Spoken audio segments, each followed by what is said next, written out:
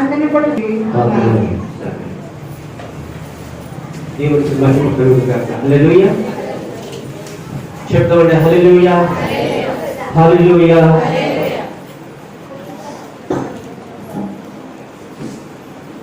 దైవ బిడ్డలందరూ కూడా యేసుక్రీస్తు వారి రక్తంలో విమోచింపబడి సురక్షితంగాను క్షేమంగాను కాపాడబడుతూ దేవుని కృపతో దేవుని ఆత్మతో నడిపింపబడుచున్నటువంటి దైవ సంఘ బిడ్డలందరికీ కూడా ప్రభు నామములో శుభములు ఆశీర్వాదములు దేవుని పేరట కలుగునుగాక. వందనములు. హల్లెలూయా. మా వందనాలు అందరూ బాగా కదా. మన విశ్వాసము ఏంటనేది ఒక మాటతో సందర్భంతో మన విశ్వాసాన్ని స్మరణకు తెచ్చుకుందాం. ద్వితీయోపదేశకాండము తీసుకున్నందుకు కూడా ద్వితీయోపదేశకాండం 32:39. ఇదిగో నేను నేనే దేవుడను, నేను తప్ప వేరొక దేవుడు లేడు. మృతి నందుచున్నవాడు బ్రతుకుచున్నవాడును నేనే, గాయపరచువాడును స్వస్థపరచువాడును నేనే, నా చేతిలో నుండి విడిపించువాడును లేడు. దేవుడు సాధారణంగా పాత నిబంధన గ్రంథంలో చదివినప్పుడు, దేవుడి పదాజ్ఞలు చదివినప్పుడు దేవుడి వాక్యం లేకుందంటే ఇదిగో నేను నేనే, ఎవరికి ఇదిగో నేను నేనే దేవుడను, నేను తప్ప వేరొక దేవుడు లేడు. వృత్తి నొందించువాడను బ్రతికించువాడను నేనే, గాయపరచువాడను స్వస్థపరచువాడను నేనే, నా చేతిలో విడిపించువాడెవడను లేడు. ఇది మన విశ్వాసం. ఈ దేవుడు మరి యెహోవా దేవుడు, యేసుక్రీస్తు ప్రభు కుమారుడు, పరిశుద్ధాత్మ ఇప్పుడు మన మధ్యలో ఉన్నటువంటి ఆత్మస్వరూపుడు, సత్యస్వరూపుడు.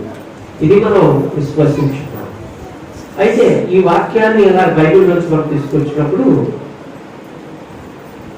అపోస్తలుల కార్యములో అంటే పాత నిబంధనలో ఆ మాట చెప్పాడు. పదాజ్ఞల సందర్భంలో నిర్మాకాండ 20 అధ్యాయము, ద్వితీయోపదేశకాండం 5 అధ్యాయము, ద్వితీయోపదేశకాండం 32, 39, ఇలాగ అనేక సందర్భాల్లో ప్రవక్తలు రాసిన గ్రంథాల్లో ఇదంతా ఈ విశ్వాసాన్ని మనం అనుసరించినప్పుడు కొత్త నిబంధన గ్రంథంలో కూడా అపోస్తలుల కార్యములో గ్రంథంలో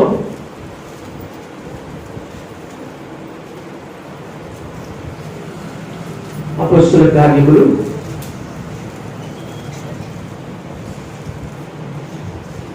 4వ అధ్యాయము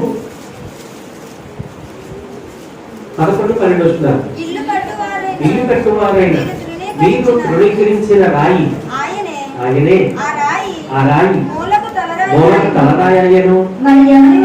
మరి ఎవరి వలన రక్షణ కలగదు. ఈ నామమునే మనకు రక్షణ పొందవలెను గాని ఆకాశము క్రింద మనుషుల్లో మరి ఏ నామమును రక్షణ పొందలేము అని. ఏమంటే ఏకనామం కనబడుతుందా? అక్కడేమో ద్వితీయోపదేశకుడు నేనే దేవుడు, నేను తప్ప వేరొక దేవుడు లేడు. ఇది మన విశ్వాసం. అంటే లోకులు ఎలా ఉన్నారనేది మనకి అవసరం లేదు. ఎందుకంటే వారి గురించి మనం ప్రార్థన చేస్తాం, మన కుటుంబాల గురించి మనం ప్రార్థన చేసుకుంటాం. దీనికి వెనక్కున్నటువంటి ఆలోచన మనం ఏది కొనసాగించకూడదు. ఎందుకంటే బైబిల్ దైవ గ్రంథము అని మనం ఉంటున్నాము. నేనే దేవుడను, ఏకైక దేవుడు అన్నాడు. ఆ దేవుడు త్రిత్వంలో ఉన్నాడు. ఎవడి త్రిత్వంలో ఉన్నాడు అంటే 3 రకాలుగా ఆయన ప్రత్యక్షపరుచుకున్నారు. బైబిల్ 3 రకాలుగా ఆ త్రిత్వాన్ని రాయబడింది. కానీ త్రిత్వాన్ని బైబిల్ అంగీకరిస్తుంది. త్రిత్వానికి భిన్నమైన వ్యతిరేకమైన ఏది కూడా లేదు. ఇది మన విశ్వాసం. దీనికి భిన్నంగా ఉంటే దాన్ని మనం వాక్యాన్ని బట్టి ఆ వాక్య లేఖనాలు మనం చూపించే జ్ఞానులుగా సామర్థ్యం కలిగిన వారిగా దేవుని బిడ్డలు ఉంటారు. సమయము సందర్భం వచ్చినప్పుడు దాన్ని చెప్పడానికి సంసిద్ధులమై ఉండాలి. అందుకే ఓడిపోయినట్టు వాడిపోయినట్టు సిగ్గుపడినట్టు ఉండటం అనేది అది మన జీవితానికి వర్తించకూడదు. మేము ఓడిపోయాం, మీ మాటలు గెలిచినానంట. ఓడిపోవడానికి వాడు గెలిపించడానికి దేవుడు ఉన్నాడు. నేను లోకాన్ని జయించాను, లోకంలో మీకు శ్రమ కలుగుతుంది, అయినను ధైర్యము తెచ్చుకోండి అంటాడు. ప్రభు మాటే మనకి ఆధారం. దేవుని స్తోత్రం చెప్పండి. ఈ దేవుని నామం కొరకు భక్తులు ఎంత శ్రమించారు అనేటువంటి ఈ రోజున మనం ఎంత శ్రమించినాం, మన విశ్వాస పరిమాణం ఎలా ఉంది, ఏమండి మన విశ్వాసము ఎలాగ మనం జీవిస్తున్నాం. ప్రభు చెప్పారు చాలా సందర్భాల్లో, నా పేరట ఏమండి ఈశ్వరు వారు అంటారు, నేనే క్రీస్తునని ఏమండి అనేకులు వచ్చి నా పేరట అనేకులను మోసపడతారని ప్రభు చెప్పారు. నేనే క్రీస్తునని వస్తాను అని ప్రభువారు, అంటే అబద్ధమైనటువంటి ప్రవక్తలు బాధకులు వస్తారు. నేనే క్రీస్తుని అంటారు, నేనే రక్షకుడు అంటారు. కానీ వారి మాటలో క్రీస్తు ఎక్కడున్నాడు అక్కడ ఉన్నాడంటే నమ్మద్దు. ఎవడి మెరుపు ఎవడి తూర్పును పుట్టి పడవల వరకు మెరుపు ఎలా ఉంటుందో అలా ఉంటుంది ప్రభు అక్కడ అని చెప్పేసి ప్రభు చెప్పారు. ఇక్కడ ఉన్నాడు అక్కడ ఉన్నాడు, లేకపోతే యేసు ప్రభు స్వయంగా ఈ రూపంలో పుట్టాడంటే నమ్మవలసిన అవసరత ఏమీ కూడా లేదు. ఆకాశంలో మనుషుల వలన మరి ఏ నామమున ఎవడున్నాడు ఆకాశం కింద మనుషులు ఇవ్వబడిన మరి ఏ నామమున మనం రక్షణ పొందలేము. ఈ నామమునే యేసుక్రీస్తు నామమునే రక్షణ అనేటువంటి మన విశ్వాసం. కాబట్టి ఈ నామం వరకు భక్తులైన వారు అలనాడు భక్తులు, ఇహమందు ఈనాడు మనము సంఘము. దేవుడు తన స్వరక్తం ఇచ్చి సంపాదించుకున్న సంఘము ఎలా ఉండాలి, సంఘం ఎలా ఉండాలి, ఎటువంటి విశ్వాసం కలిగి ఉండాలి అనేటువంటి దాన్ని మనం పూర్తిగా మనం నేర్చుకుని నిరీక్షణతో విశ్వాసంతో జీవించవలసిన అవసరత ఉన్నది. దేవుని స్తోత్రం చెప్పండి. ఇప్పుడు వాక్యం సిద్ధపరచబడిన వాక్య భాగము యోనా గ్రంథము 3వ అధ్యాయము 4వ వచనం.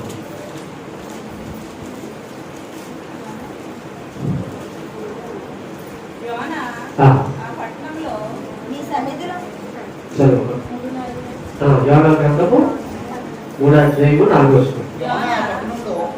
ఒక దిన ప్రయాణమంత దూరము సంచరించుచు ఇక 40 దినములకు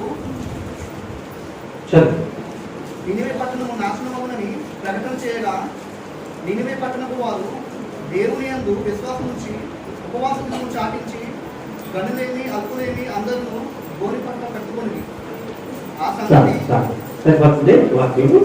అయితే ఇక్కడ యోనా గ్రంథము 3వ అధ్యాయము ఈ 4వ వచనంలో యోనా ప్రవక్త గారు ఒక ప్రకటన చేస్తున్నారు. ఒక దిన ప్రయాణం అంత దూరము సంచరించుచు ఇంకా 40 దినముల వరకు 40 దినములకు నినివే పట్టణము నాశనమగునని ప్రకటన చేయగా, నినివే వారు దేవుడి నుంచి పూర్తిగా తొలగిపోయారు, పాపంలో పడిపోయారు, దేవుడికి విరుద్ధంగా మారిపోయారు, దేవుడికి వ్యతిరేకంగా మారిపోయారు, అపవిత్రులు అయ్యారు. ఆ నినివే పట్టణానికి దేవుడు పంపినటువంటి వర్తమానం, అన్యపట్నం అనేటువంటి ఆ ప్రదేశానికి దేవుడు ఒక వర్తమానం పంపాడు ప్రవక్త ద్వారా, యోనా గారి ద్వారా. ఏమంటున్నాడంటే ఈ 40 దినములకు నినివే పట్టణము నశించిపోతుందని ప్రకటన చేయమని దేవుడు అన్నాడు. అలాంటి సమయంలో వారు మానవులు పొందాలా లేదా? 2000 సంవత్సరాల నుంచి భక్తులైన వారు ప్రవక్తలైన వారు ప్రకటన చేస్తున్నారు. యేసు ప్రభు వారు వచ్చారు, మానవుడిగా పుట్టాడు, దేవాది దేవుడు యెహోవా దేవుడు ఉన్నటువంటి ఆ దేవాది దేవుడు పంపినటువంటి రక్షకుడైన యేసుక్రీస్తు ఆయన ప్రాణం పెట్టారు. ప్రాణం పెట్టి ఆయన సమాధిలో తిరిగి వేసి పరలోకానికి వెళ్ళారు. మరలా నేను వస్తానన్నారు. దేవుడి స్థలంలో మీరు మరలా వచ్చినప్పుడు తీసుకుని వెళ్ళిపోతారన్నారు. కాబట్టి అది దేవుడు చేసిన వాగ్దానం. అయితే అలనాడు పాత నిబంధన గ్రంథంలో యోనా గారిని దేవుడు పంపించి ఆ నినివే పట్టణాన్ని ప్రకటన చేయమని చెప్పారు. ఆ నినివే వారు ఏం చేశారండి? ఆ పట్టణం వారు దేవుని యందు విశ్వాసం ఉంచి 5వ వచనంలో ఉంటుంది కదండి, నినివే పట్టణం వారు దేవుని యందు విశ్వాసం ఉంచి ఉపవాస దినము సాగించి గనులేని అందరూ గోని బట్టి కట్టుకున్నారట. ఎవరి ఉపవాసం ఉన్నారు, దుఃఖించారు, పశ్చాత్తాపడ్డారు, దేవుని వేడుకున్నారు, క్షమాపణ కోరుకున్నారు. ఇదండి దేవుడు కోరినటువంటి జీవితం అంటే అది. ఈనాడు అది కావాలి, సంఘంలో కావాలి, సంఘం బయట కావాలి, ప్రజల్లో కావాలి, గ్రామాల్లో కావాలి, పట్టణాల్లో కావాలి, దేశాల్లో కావాలి.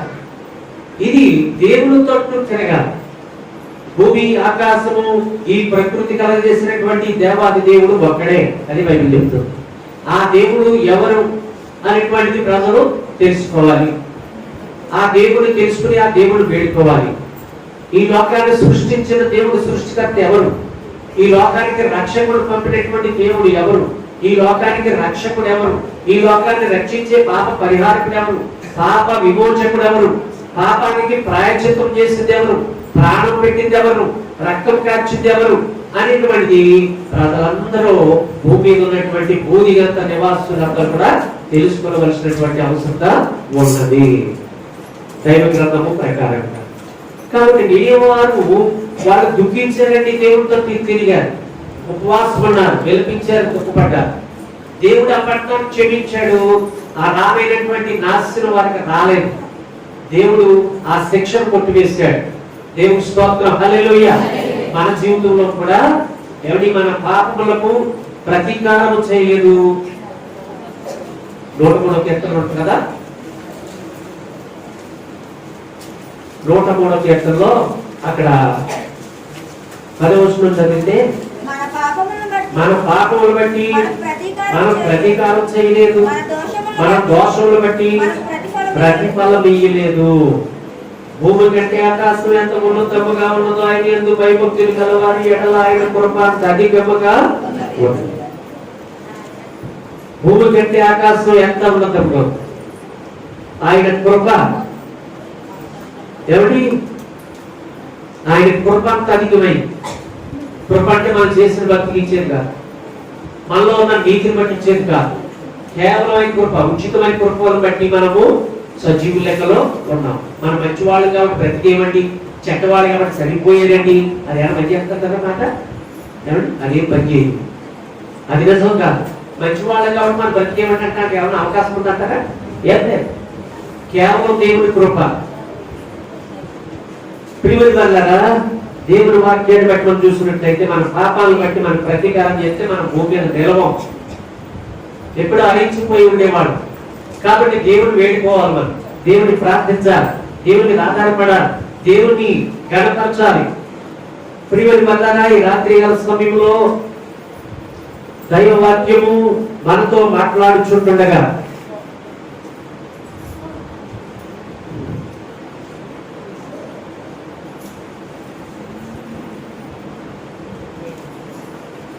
ఆది కాండం 7వ అధ్యాయంలో కూడా మనం చదివినటువంటి మాట, 7వ అధ్యాయం 4వ వచనంలో కూడా అక్కడ మనం చదువుకున్న వాక్యం మరోసారి చదువుతాం.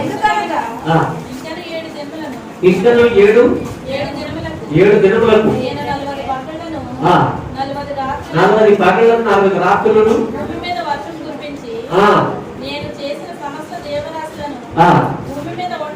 భూమి మీద ఉండకుండా తుడిచివేయబడతాయి. ఏమండి, ఇది ఎన్ని రోజులు లెక్క ఎక్కువాలట? 7 రోజులు లెక్క పెట్టుకోండి. దేవుడు స్తోత్రం చెప్పండి. ఎన్ని రోజులు లెక్క పెట్టుకోమంటాడు దేవుడు? 7 రోజులు. 1 రోజు, 2 రోజులు, 3 రోజులు. ఎన్ని రోజులు గడుస్తున్నాయి మనకి? ఏమండి, యోనాకాలంలో 7 రోజులు లెక్క పెట్టుకోండి. 7 రోజులు అయిన తర్వాత 40 రాత్రులు 40 పగలు ఆగకుండా ఏమండి ప్రశాంతమైనటువంటి వర్షం భూమి మీద పడుతుంది, జల ప్రవాహం వస్తాయి. భూమి మీద అందులో మానవులందరూ ఎందుకు ఆలోచించారంటే భూమి మీద పాపం ఎవరి 100కి 100 రూపాయలు పాపము పరిపక్వం అయిపోయింది. పాపము పరిపక్వం అయిపోయింది. పాపము ఎవరి పేటరేగిపోయింది, ఎక్కువైపోయింది. ఆ కాలంలో అలాగ మానవులు నశించిపోయారు. ఈ కాలంలో కూడా పాపం ఎక్కడున్నా ప్రమాదమే, పాపం ఎక్కడున్నా నష్టమే. దేవుని మీద అవిధేయత ఎక్కడైనా ప్రమాదమే. దేవుని మాట వినిపించుకోవడం ఎప్పుడైనా అది నష్టమే. కాబట్టి ప్రియమైన వాళ్ళారా, దేవుని మాట మనం వినాలి, వినవలసి ఉన్నది. 7 రోజులు లెక్క పెట్టుకోమన్నాడు. దైవజనుడైనటువంటి మోషే గారు 91వ కీర్తన 12వ వచనంలో కూడా అక్కడ రాయబడింది మాట. 90వ కీర్తన 12వ వచనం, మాకు జ్ఞానోదయము కలుగునట్లు చేయుము, మా దినములు లెక్కించుటకు మాకు నేర్పుము. మా దినములు లెక్కించుట లెక్క పెట్టుకుంటున్నాం మనం. ఏంటి ఎన్ని అపరాధాలు చేసాం, ఎన్ని తప్పులు చేసాం, ఎన్నిసార్లు మానేసాం, ఎన్నిసార్లు దేవుడి మీద కోపగించుకున్నాం, ఎన్నిసార్లు దేవుడి మాట వినలేదు, దేవుడి మాట వినిపించుకోలేదు, ఎంత లెక్క పెట్టుకునే పెద్ద లిస్ట్ అయిపోతుంది అది. కాబట్టి అదేమి కూడా లెక్క పెట్టుకోం. దేవుడు తెలుసు, దేవుడు చూచి చూడనట్టు విడిచిపెట్టాడట. అజ్ఞాన కాలం దేవుడు చూచి చూడనట్టు ఊరుకుని వదిలేశాడట. ఇప్పుడు కూడా మన పాపాలను బట్టి మనం ప్రతీకారం ఆయన చేయలేదు, చేస్తే మనం నిలవం. తల్లి తండ్రి బిడ్డలను క్షమించు రీతిగా ఆయన మనం క్షమిస్తూ ఉన్నాడు ప్రియమైన వల్ల. కాబట్టి మన దినములు మనం లెక్కించుకోవడం, మన పాపాలు జ్ఞప్తికి తెచ్చుకోవడము, ఏమంటే మనం చేసిన అపరాధములు జ్ఞప్తికి తెచ్చుకోవడం, జ్ఞాపకం చేసుకోవడం, మన బిడ్డల కొరకు దేవుడికి ప్రార్థన చేయడం, మన కుటుంబాలు సరిదిద్దుకోవడం, మన కుటుంబాన్ని ఏమంటే దేవుళ్ళలోకి తెచ్చుకోవడం, ఇదంతా చాలా చాలా అవసరమైనది. అది దేవుడు కోరుతున్నాడు. కాబట్టి మైమర్చిపోయే వారు చాలా ప్రమాదకరమైన స్థితిలో వారు ఉన్నారు. కీర్తన గ్రంథులు అంటాడు, కీర్తనకారుడైనటువంటి దావీదు మహారాజు గారు ఆయన అంటూ ఉన్నారు, కీర్తన మొదటి భాగంలో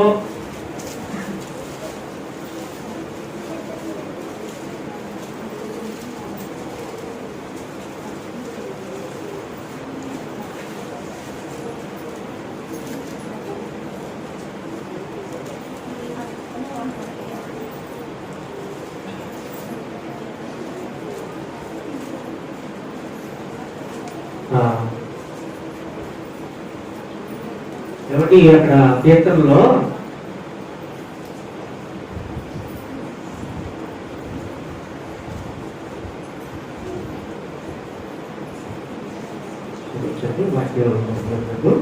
సరే అండి, మరొక వాక్యంలో వెళ్దాం. మార్కు సువార్త 1వ అధ్యాయం 11వ వచనం.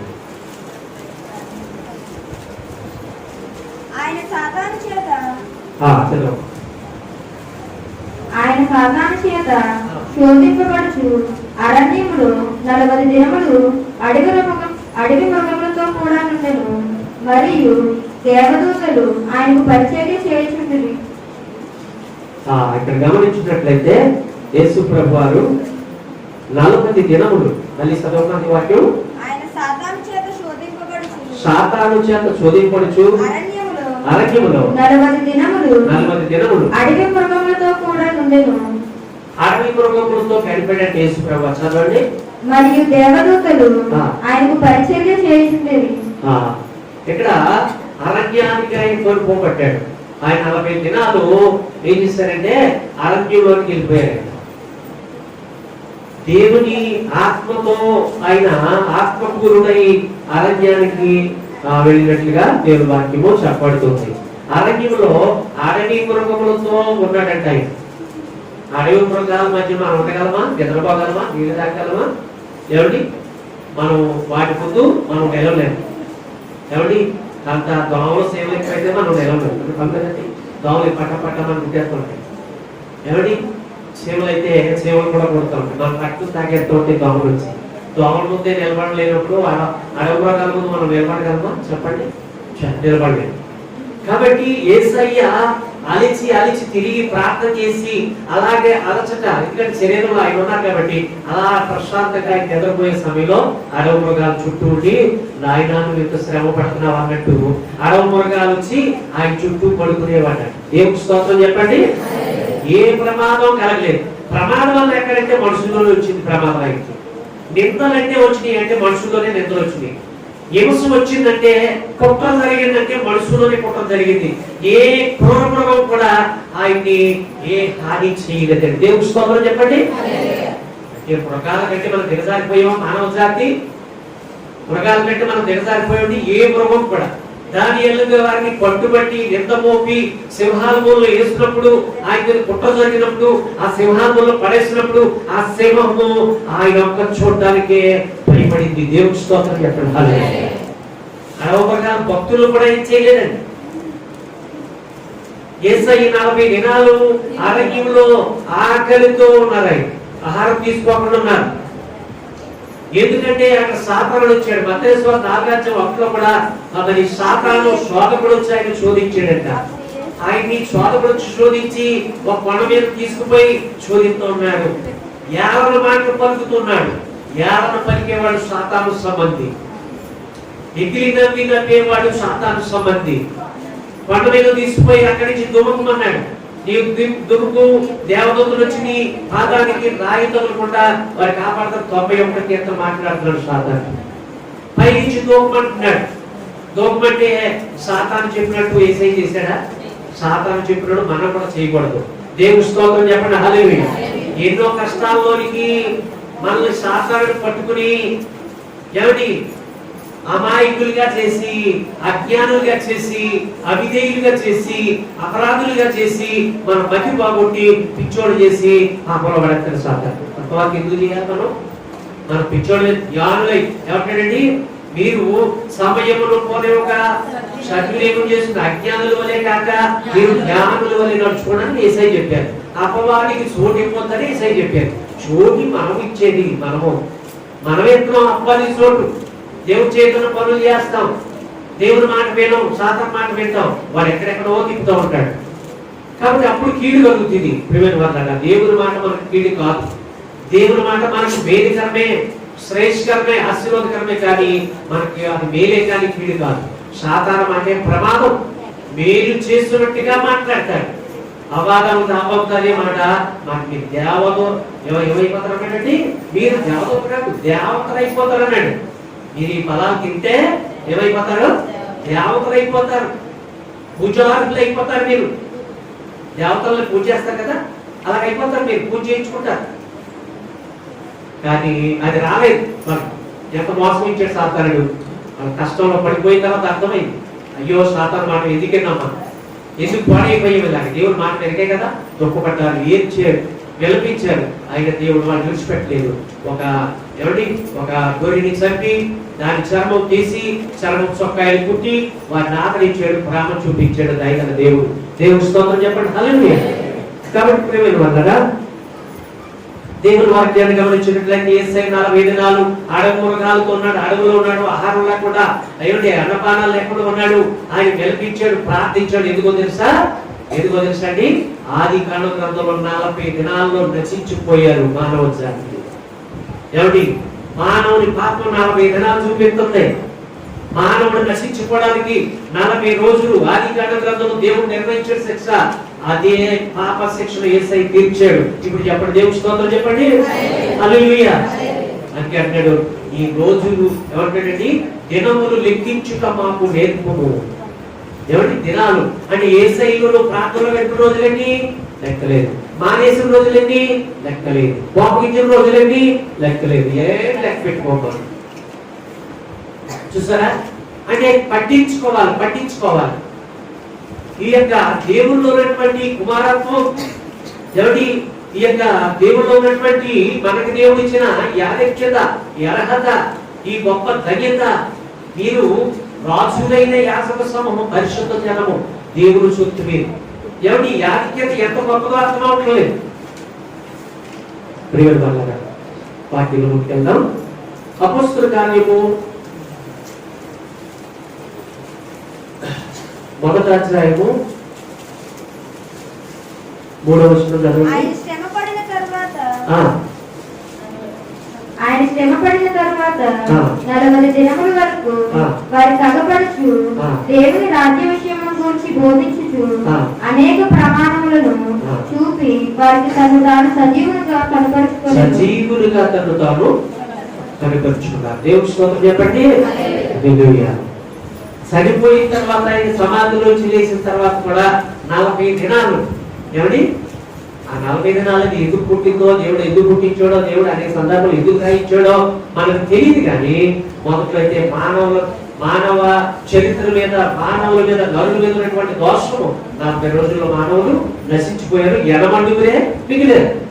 కాబట్టి అదే పాపం పోవడానికి యేసు ప్రభు వారి కాలానికి వచ్చేటప్పటికి పాపం విస్తారంగా పెరిగింది. 40 దినాలు తిండి తినలేదు, ఆయన నీళ్లు తాగలేదు. కాబట్టి 40 దినాలు అడవి మృగములతో అరణ్యంలో గడిపినట్లుగా దేవుని వాక్యం మనం చదువుతున్నాం. ప్రియమైన వాళ్ళారా, కాబట్టి ఇక్కడ అపోస్తలుల కార్యములో ఆయన సజీవుడిగా ఆయన సమాధిలోంచి లేచిన తర్వాత తన ప్రియమైన బిడ్డలో ప్రియమైన శిష్యులు తన బిడ్డల దగ్గరికి వచ్చి ఆయన అనేక సార్లు ప్రత్యక్షమై వారికి కనబడుతూ మహిమ రూపంతో మహిమ శరీరంతో ఆయన లేచి అనేకులు కనబడుతూ ఉన్నారు. 40 దినాలు తను తాను సజీవుడిగా ఆయన కనపరుచుకుంటూ ఉన్నారంట. దేవుని స్తోత్రం చెప్పండి. కాబట్టి మనము ఆలోచన చేయాలి దేవుని వాక్యాన్ని బట్టి. ప్రభా ఎంత శ్రమ పడ్డాము నాయనా మా కొరకు. ఏమండి ఒక పూట జ్వరం వచ్చి ఒక బిడ్డ ఏమండి భోజనం చేయకపోతే మనం ఎంతో బాధపడతాం. చిన్న బిడ్డ ఏమండి నీరసం కలిగి బలహీనత వచ్చి ఒక పూట తిండి లేకపోతే మనం చాలా బిడ్డ తిండి తినలేదు ఆహారం తినలేదని మనం బాధపడతాం. కానీ యేసయ్య మన గురించి ఎంత ఎన్ని పూటలు మానేశాడైనా ఏమండి 40 రాత్రులు 40 పగలు ఎంత బాధపడి ఉంటాడు చూడండి. ఏ మనిషి కూడా బతకలేడు. కాబట్టి అంత కఠోరమైన శిక్ష పొందడానికి కనీసం మనం కొన్నిసార్లు అయినా ఉపవాసం ఉండలేకపోయినా ఏమండి మన శరీరము ఏమండి ఉపవాసం ఉంటే కొంతమందికి ఏం చేస్తారు షేక్ వచ్చేస్తారన్నమాట. దడ దడ దడ ముందు దడ చేస్తారు 5 నిమిషాలలో ఏమండి ఆ శరీరం సహకరించదు ఒక్క పూట. అంటే మనము బలహీనులమై ఉండగా క్రీస్తు మన కొరకు చనిపోయాడు. దేవుని స్తోత్రం చెప్పండి. మనము భక్తిహీనులమై ఉండగా క్రీస్తు మన కొరకు చనిపోయాడు అని ఉంటుంది రోమపత్రికలో. అలాగే కొరింథీయులకు రాసిన 2వ పత్రిక 11వ అధ్యాయము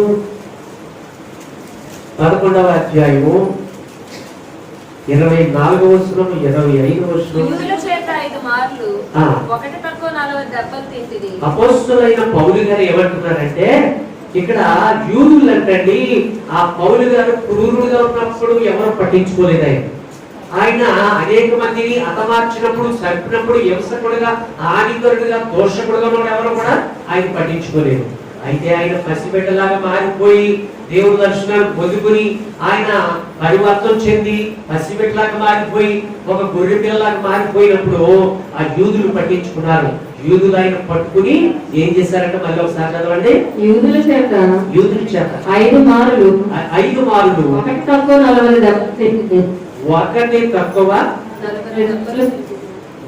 దెబ్బలు ఆయన కొట్టారంట. యూదులు ఆయన కొట్టారంట. 1 తక్కువ 40 దెబ్బలు. 1 తక్కువ 40 దెబ్బలు అంటే ఎవరు గుర్తొస్తారు మనకి బైబిల్లో? ఎవరు గుర్తు రావాలి మనకి? యేసు ప్రభు వారు. అది మనం చదివే కూడా అద్వితీయం చేస్తున్నాడు. తప్పు చేసిన వాడికి 40 దెబ్బలు కొట్టాలని, అది ఎక్కువ కాకుండా కొట్టాలని. అంటే ఎక్కువ అవుతుందేమో అనేటువంటి ఆలోచనతో 1 తగ్గించేసి ఎక్కువ అవ్వకూడదు. తక్కువైనా పర్వాలేదు కానీ ఎక్కువ అవ్వకూడదు. ఎక్కువైతే ఆ కొట్టేవాడి దృష్టికి ఈ కొట్టేవాడు నీచుడిగా కనబడతాడట. ఏమండి అన్ని దెబ్బలు కొట్టినప్పుడు ప్రాణం ఏమైపోతుంది? ప్రాణం సమస్యలిపోతుంది, చర్మాలు ఊడిపోతాయి. ఏమండి చర్మాలు ఊడిపోతాయి, ప్రాణం పోయినట్టు అయిపోతుంది. భరించుకోవడం చాలా కష్టం. అపోస్తలులైన అయ్యా పౌలయ్యా ఎలా భరించుకున్నావయ్యా అని మన అనాలి మన నోటితో. పౌలయ్యా రక్షణ గురించి ఏమండి అన్యాయంగా అక్రమంగా ఉన్నప్పుడు ఎవరు పట్టించుకోలేదు. ఆయన మాట అనలేదు ఆయన్ని. కానీ యేసు ప్రభు పెట్టగా మారిపోయినప్పుడు యూదులు పట్టుకుని కఠోరంగా కొట్టారండి. 1 తక్కువ 40 దెబ్బలు ఆ పౌలయ్యని కొట్టారు. ఏమండి కొట్టేటప్పుడు బెత్తం తీసుకుని బలంతో కొట్టినప్పుడు ఏమైపోతుంది? అక్కడ చర్మం చితికిపోతుంది, రక్తం జీవితం ఉంటుంది. అలాగే 1 తక్కువ 40 దెబ్బలు ఏమండి పౌలు గారు కొట్టారట. అందుకని పౌలు గారు మాట అన్నారు, ఏంటి తెలుసా? ఇట్లా నేను క్రీస్తును పోలి నడుచుకుంటున్నాను, నేను నన్ను పోలి నడుచుకుంటాను. ఎవరో అనలేకపోయారన్నమాట. పౌలు గారు ఎంత విశేషమైనటువంటి భక్తుడు చూడండి. ఆయన ఉన్నటువంటి భక్తి అసలు 100కి 100 1% మనకుందా? ఎంత మాట అయినా పడుతున్నామా? చిన్న తోడుకోళ్ళు పెద్ద తోడుకోళ్ళని ఒక మాట అన్నప్పుడు, పెద్ద తోడుకోళ్ళు చిన్న తోడుకోళ్ళు ఒక మాట అన్నప్పుడు, అత్తగారు గోడలు అన్నప్పుడు ఏది పడతాను? చేతితో పడితే చెట్టుతో పడతాను కదా. పడరు, మాట పడకపోతే నువ్వు దేవుడు పెట్టగలగవు. ఎంత హింసైనా నువ్వు పడలేవా దేవుడి కొరకు? ఎంత మాట అయినా నువ్వు సహించలేవా? ఎవరి నీ పేరు చెడ్డదని కొట్టుపోయినప్పుడు, నీకు క్రీస్తుత్వం హింసింపబడినప్పుడు, నీకు తొక్కిలని ఏసై చెప్పిన మాట గుర్తుకు రావడం లేదా? దేవుని స్తోత్రం చెప్పండి. ఎవరైనా హింస పెట్టినప్పుడు ఆనందంగా నవ్వండి. ఎవరి పిచ్చెక్కిందా ఎక్కితే ఎక్కడే ఎవరి అనుకుంటారు పోనీ. ఎవరైనా తిట్టినప్పుడు ఏమంటారు? తిట్టినప్పుడు నవ్వేమనుకో చెక్కింది అంటారా? అంటారు, ఖచ్చితంగా అంటారు. పిచ్చి వాళ్ళకి లెక్క కట్టనే ఎవరి ఏ లెక్క కట్టే కట్టుకోవాలి. ఎవరైనా అన్నప్పుడు దేవా స్తోత్రం వాళ్ళకి తెలియక అంటున్నారు, క్షమించాను ఆయన ప్రభు అన్నారు కదా. ప్రభు నడిచిన పాటలు ఉన్నాడా? పౌలు నడిచిన పౌలు గారు నడిచారు, మాటలు చూపించారు, ఆయన నడవని ఆయన చెప్తున్నారు. కాబట్టి దేవుని వల్ల ఆ అవసరం మళ్ళీ పూర్తి చేసుకుంటూ ఈ ఆఖరి వాక్యము మనం ఈ వాక్యం చదువు ప్రారంభించాం. అది వాక్యం చదవడం కొద్ది యూదుల చేత ఆ 5 మారులు 5 మార్లు ఒకటి తక్కువ 40 దెబ్బలు తింటివి. ఇప్పుడు ఎంతకే ఎన్ని మార్లు కొట్టారంట? అవగాహన అయిందా మనకి? తెలిసి ఎన్ని మార్లమ్మా? 5 మారులు. ఒకసారి కొట్టారు, రెండోసారి అంటే ఒకసారి ఒక దెబ్బ కాదు, ఒకసారి 1 తక్కువ 40, రెండోసారి 1 తక్కువ 40. ఏమండి? ఒకసారి మొదటిసారి 1 తక్కువ 40, రెండోసారి 1 తక్కువ 40, మూడోసారి 1 తక్కువ 40, నాలుగోసారి 1 తక్కువ 40, ఐదోసారి 1 తక్కువ 5 సార్లు నా దెబ్బతిందండి. ఏమండి? ఎంత భయంకరం చూడండి, ఎంత సమర్పించుకున్నాడంటే ఈ శరీరం ఎక్కడైనా ఇతర చెట్టుగా భ్రష్టుడు అయిపోతానని నా శరీరాన్ని నేనే నల్లగొట్టుకుంటున్నాను అన్నాడు. ఎంత సమర్పణ వచ్చిందో చూడండి. అలాంటి భక్తులు అసలు మనం చూడగలమా కడుతో? ఏమిటి వాళ్ళ పాదాల దగ్గర కూర్చోడానికి సరిపోతాం మనం? దేవుని స్తోత్రం చెప్పండి. హల్లెలూయా. దేవుని వాక్యం వింటా ఉంటే ఆ భక్తులు పడినటువంటి బాధలు, యేసయ్య పడినటువంటి బాధలు మనకి దుఃఖం రాకపోదు, పళ్ళు చెప్పగలకపోవడానికి అంత బాధలు పడ్డారు. వారికంటే దేవుని రాజ్యం. అంతేగాని ఏదో మేలు చేయలేదని, ఏదో దీవించలేదని అనుకుంటే అది జీవితం ముందుకు సాగదు. మేలు కాదు మనం నమ్ముకుంటా. నిజాన్ని తెలుసుకున్నాం, సత్యాన్ని తెలుసుకున్నాం, సత్యాన్ని అంగీకరించాం, సత్య దేవుల్లోంచి మనం పుట్టాం. ఆయన మనం పుట్టించాడు, ఆయన మహిమ కొరకు పుట్టించాడు. మహిమ కొరకు పుట్టించినప్పుడు బాధలు పొందినా ఎవడైనా నువ్వు క్రైస్తవుడు అనేది బాధను అనిపించిన ఎడలా ఆ పేరుని బట్టి చిక్కుపడక ఆ పేరుతో దేవుని మహిమపరచవలెను. దేవుని స్తోత్రం చెప్పండి. బాధలు వచ్చినప్పుడు, నిందలు వచ్చినప్పుడు కృంగిపోవాల్సిన అవసరం లేదు. దేవుని పెట్టాలంటే ఎప్పుడు ఆనందంగా ఉండాలంట. శ్రమల్లో కూడా, శ్రమల్లో మరీ ఎక్కువ. ఏమంటే శ్రమలు వచ్చినప్పుడు మరీ ఎక్కువ ఆనందంగా ఉండాలా? మరీ ఎక్కువ నవ్వుతానే ఉండాలి. ఏమండి? శ్రమలు వచ్చినప్పుడు ముఖం వికారం చేసుకోకూడదు. మనం ఏదో కోల్పోయినట్టు ఉండకూడదు. కోల్పోతాం కాదు, పొందుతున్నాం. దేవుని స్తోత్రం చెప్పండి. 5 మార్లు కొట్టారు. తర్వాత ఏమైంది వాక్యం చదివి? ఏమండి? 5 మార్లు అన్నారు ముందు, తర్వాత ఇక్కడ ఏమంటున్నారు మళ్ళా? ముమ్మారు బెత్తములతో కొట్టబడడం ముమ్మారంట. మరి ముందు 5 సార్లు ఏంటంట? దేవుతో కొట్టారు. అక్కడ ఏమవుతామా? యూదుల చేత 1 తక్కువ 40, అంటే 1 తక్కువ 40 దెబ్బలు యేసు ప్రభు వారికి కొరడాతో కొట్టారు. అయితే పౌల్ని 1 తక్కువ 40 దెబ్బలో ఎవరి పౌలు కూడా కొట్టారు. దేనితో కొట్టారు? అక్కడ ఉందా? లేదు. అయితే 3 సార్లు బెత్తముతో కొట్టబడ్డారన్న. అది 5 సార్లు కొట్టబడ్డారు, ఇది 3 సార్లు కొట్టబడ్డారు. చూసారా? ఎక్కడికి వెళ్ళేస్తే ప్రభు నమ్మకానికి ఆయన జీవితం హతసాక్షి అయ్యే వరకు కూడా శ్రమలు పొందుతారన్నారు, సువార్త ప్రకటిస్తున్నారు, అనేక వేలాది బిడ్డలు రక్షించారు. ఆయన గొప్ప సేవ చేయబడ్డారు, శిరక్షాతం చేయబడ్డారు, ఎవరిని సంపబడ్డారు, హతసాక్షిగా పరలోక రాజ్యమైన వెళ్ళిపోయారు. దేవుని స్తోత్రం చెప్పండి. ఈ లోకం మనకి శాశ్వతం కాదు. కాబట్టి ఆఖరిగా చూడండి, రోమాపత్రిక 10వ అధ్యాయం 1వ వచనం చదివి ప్రార్థన చేస్తాను. 10వ అధ్యాయం 1వ వచనం. కాబట్టి సహోదరులారా పరిశుద్ధమును దేవునికి అనుకూలమునైన సజీవ యాగముగా మీ శరీరములను ఆయనకు సమర్పించుకొనుడని దేవుని వాత్సల్యమును బట్టి మిమ్మల్ని బ్రతిమాలుకొనుచున్నాను. ఇట్టి సేవ మీకు యుక్తమైనది. ఎవరి 2వ వచనం చదివేయండి. మీరు ఈ లోక మర్యాదను అనుసరింపక ఉత్తమమును అనుకూలమును సంపూర్ణమునై ఉన్న దేవుని చిత్తమేదో పరీక్షించి పరీక్షించి తెలుసుకున్నట్లు మీ మనస్సు మనస్సు మారి నూతన మగుట వలన రూపాంతరం పొందుడి. దేవుని స్తోత్రం. హల్లెలూయా. శ్రమలు ఎవరైతే పొందుతూ ఉంటారో, నిందలు ఎవరైతే పొందుతూ ఉంటారో, దేవుని వాక్యముతో ప్రతి నిమిషం ప్రతి క్షణం ఎవరైతే జీవిస్తూ ఉంటారో, పరిశుద్ధాత్ముడు వాళ్ళు ఏం చేస్తాడంటే నూతన పలుకుతాడంట, రూపాంతరం చెందేటట్ట. ఏమిటి? క్రీస్తు స్వరూపం ఎందు ఏర్పడే వరకు మరలా ఈ విషయమై నాకు ప్రసవేదన కలుగుచున్నది అని అపోస్తలుడు పౌలు గారు గలతీ సంఘానికి చెప్పడం జరిగింది. దేవుని స్తోత్రం చెప్పండి. క్రీస్తు రూపం రావాలి అందుకు ఈ ప్రార్థనలో, అంతేగాని ఆచార ప్రకారం. మరి ఇప్పుడు ఈ శ్రమకాలం 40 రోజుల ప్రార్థన పడుతున్నారు, ఇంటి ప్రార్థన ఎందుకు రావట్లేదనే ప్రశ్న మీకు ఎవరికి పుట్టలేదా ఇంతవరకు? ఏమండి 40 అయిపోయిన తర్వాత ఏమంటే శీతాకాలం వచ్చింది వెళ్ళిపోయింది, వర్షాకాలం ఏమంటే శీతాకాలం ఎన్ని నెలలో, వర్షాకాలం ఎన్ని నెలలో, ఎండాకాలం ఎన్ని నెలలో, ఇది నెలలో ఉంటుంది, అన్ని నెలలు అయిపోయిన తర్వాత వెళ్ళిపోతుంది. శీతాకాలం అయిపోయింది, శీతాకాలం అయిపోయింది, ఇప్పుడు వచ్చింది ఏ కాలం? ఎండాకాలం. ఏమంటే ఎండాకాలం వచ్చింది, ఎండాకాలం ఎండ బాగా కాస్తే చల్లబడిపోయింది, వర్షాలు వచ్చేసి ఎండాకాలం అయిపోయింది. ఆ తర్వాత ఏ కాలం? వర్షాకాలం వచ్చింది. అలాగే శ్రమకాలం వచ్చేసింది, శ్రమకాలం వచ్చేసింది, 1వ రోజు, 2వ రోజు, 3వ రోజు, 4వ రోజు, 40 రోజు అయిపోయింది. అయిపోయిందంటే మళ్ళీ వచ్చిన అమ్మయ్య శ్రమకాలం అయిపోయింది, ఇంకెలా పోయి మళ్ళీ ఏం చేయబోతాం. అదేండి దేవుడు ఎట్లా కాల్సింది అదేనా? ఇప్పుడు ఎలా ఉంటాం మనం అంటే ఇది ఏమైపోవాలి? కంటిన్యూ అయిపోవాలి మనకి.